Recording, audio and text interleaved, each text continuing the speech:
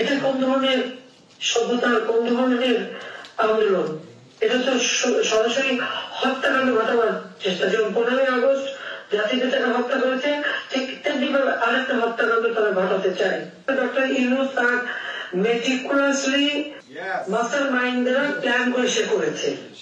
এই গণহত্যার বিচার ওই তার সমন্বয়কারীরা এবং ইউনূস তার মাস্টার মাইন্ড তারাই লাশের পর লাশ ফেলেছে।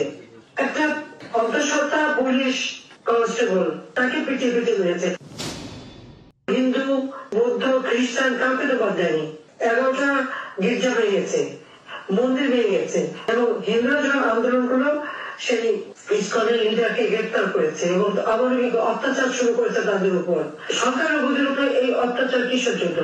কেন তাদের উপর এইভাবে নির্মম ভাবে তাদের অত্যাচার করা হচ্ছে এবং তাদের উপর হামলা করা হচ্ছে? আজকে যে অত্যাচার নির্যাতন চলছে এবং অবমাননা করা, শিক্ষকদের গলায় জুতার মালা পরানো, ছাত্রছাত্রীদের পুলিশকে মেরে পা বেঁধে ঝুলিয়ে রাখা, আওয়ামী লীগের নেতার সেই গাজীপুরের জুয়েল সাধারণ সম্পাদক সহ নেতা ভূমিকা হত্যা এবং পা বেঁধে উপর দিকে ঠিক মানে একটা কষায় করে যেমন পা বেঁধে ঝুলে রাখে, এই ছাত্রধারীরা, অস্ত্রধারীরা এবং ইউনুসের এই মাস্টার মাইন্ডরা ওইভাবে ঝুলিয়ে রেখে পুলিশকে আওয়ামী লীগের নেতা কর্মীকে হত্যা করেছে এবং নির্যাতন করেছে। এটা কোন ধরনের কথা? একটা অন্তঃসত্ত্বা পুলিশ কনস্টেবল মাপ চেয়েছে, ভাই আমাকে মাপ করে, আমার পেটে বাচ্চা, আমাকে মারবে, তাকে পিটিয়ে পিটিয়ে মেরেছে। পিটিয়ে পিটিয়ে মারো গত কয়েকদিন আগে মারলো। তারপর হিন্দু, বৌদ্ধ, খ্রিস্টান কাউকে তো বাদ দেয়নি। প্রত্যেকে 11টা গির্জা ভেঙেছে, মন্দির ভেঙেছে, বুদ্ধ মঠ ভেঙেছে এবং হিন্দুরা যখন আন্দোলন করলো সেই ইসকনের লিডারকে গ্রেপ্তার করেছে এবং অমানবিক অত্যাচার শুরু করেছে তাদের উপর। এই মানে সংখ্যালঘুদের উপর এই অত্যাচার কিসের জন্য? কেন তাদের উপর এইভাবে নির্মম ভাবে তাদের অত্যাচার করা হচ্ছে এবং তাদের উপর হামলা করা হচ্ছে?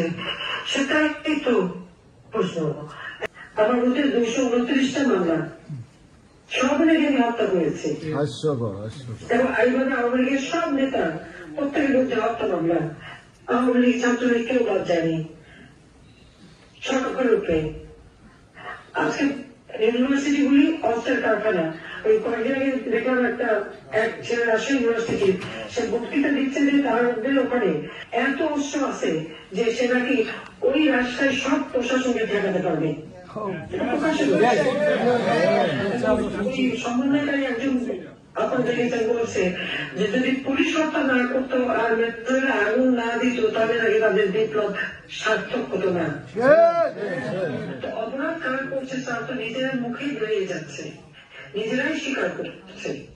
আজকে যখন কেউ আন্দোলন করতে যায়, যেভাবে পেপানো হয়, আর্মিদের মারা হয়, যে গার্মেন্টস শ্রমিকদের মারা হলো, ওই স্কুলের যারা তাদের উপর যে হামলা করা হলো এবং প্রকাশ্যে তাদেরকে একজন আইনজীবী কেন দাঁড়ানো কোর্টে, সে আইনজীবীকে পিটিয়ে হত্যা করলো। সাইফুল নামে আইনজীবী সেই স্কুলের ওই নেতার জন্য দাঁড়িয়েছিল, জামিন চেয়েছিল কেন, সে অপরাধ তাকে মারা হলো। এরা কোন অপরাধী না, এদের প্রতি কোন আইনের শাসন নেই। সব দোষ হলো আওয়ামী লীগের। কেন? তার কারণ আওয়ামী লীগ জাতির পিতা বঙ্গবন্ধু শেখ মুজিবুর নেতৃত্বে দেশের স্বাধীনতা নিয়েছে। আর যারা এগুলি করছে তারা তো স্বাধীনতা বিশ্বাস করে কিনা সেটাই সন্দেহ, কিন্তু ভোগ করে তারা। আজকে সাহেব ক্ষমতায় গেছেন কোন দেশে? স্বাধীন বাংলাদেশে। আর তিনি মদত নিয়েছেন কারণ ওই যুদ্ধ অপরাধী বিচার করলাম, জাতির পিতা বঙ্গবন্ধু শেখ মুজিবুর হত্যাকারীদের বিচার করলাম। এটাই কি আমাদের অপরাধ?